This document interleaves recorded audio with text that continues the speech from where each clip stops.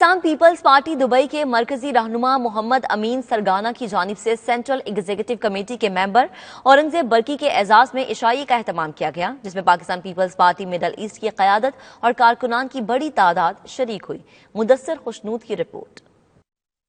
Dubai کے مقامی hotel میں پاکستان سے آئے پیپلز پارٹی کے سی ای سی کے ممبر اورنگزیب برقی کے اعزاز میں دعوت کا اہتمام کیا گیا۔ دعوت میں پاکستان کی موجودہ سیاسی صورتحال، پاک بھارت کشیدگی اور اسپیکر سندھ اسمبلی آغا سراج درانی کی گرفتاری پر گفتگو کی گئی۔ شرکاء نے آغا سراج درانی کی گرفتاری کی بھرپور مذمت کی اور انہیں فوری رہا کرنے کا مطالبہ کیا۔ 92 نیوز سے گفتگو کرتے ہوئے تقریب کے میزبان محمد امین سرگانہ نے کہا، پاک فوج بھارتی گیدڑ بھبکیوں کا منہ توڑ جواب دینے کے لیے تیار ہے۔ پلوامہ میں جو حملہ ہوا ہے، بھارتی جو اس وقت پروپیگنڈا کر رہے ہیں کہ اس میں جو ہے پاکستان کو جو ہے اس کی آڑ میں، پلوامہ حملے کی آڑ میں پاکستان کو جو مختلف قسم کی گیدڑ بھبکیاں وارد دے رہا ہے، انشاءاللہ پاکستانی فوج نے، ہماری پاک فوج نے پہلے بھی زبردست مقابلہ کیا ہے، اور انشاءاللہ آئندہ بھی اگر انڈیا نے کوئی ایسی جرت کی، کوئی پاکستان کے اندر کوئی دراندازی کی، تو پاکستان اس کا منہ توڑ جواب دے گا انشاءاللہ۔ تقریب کے مہمان خصوصی اورنگزیب برقی نے کہا، بھارت پاکستان پر حملہ کرنے کی جرت کر ہی نہیں سکتا۔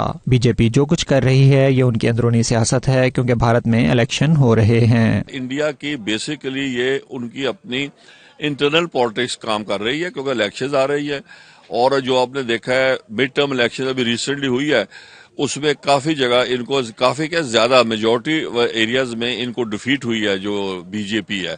تو وہ صرف اپنی جیسے کہہ رہے ہیں نا پالیٹکس کو، بی جے پی اپنا ووٹر کو اپنی طرف دوبارہ لانے کی کوشش کر رہے ہیں۔ پیپلز پارٹی مڈل ایسٹ کے صدر میاں منیر ہانس نے کہا، پاکستان ایٹمی ملک ہے، کوئی بھی اس کی طرف آنکھ اٹھانے کی جرت نہیں کر سکتا۔ ضرورت اس امر کی ہے کہ دونوں ممالک خطے کے امن کے لیے مذاکرات کی میز پر آئیں۔ جس طرح پاکستان اور انڈیا کی جو موجودہ صورتحال ہے، جو سخت کشیدگی ہے، میں سمجھتا ہوں کہ پاکستان بھی اس ٹائم بہت مضبوط ہے۔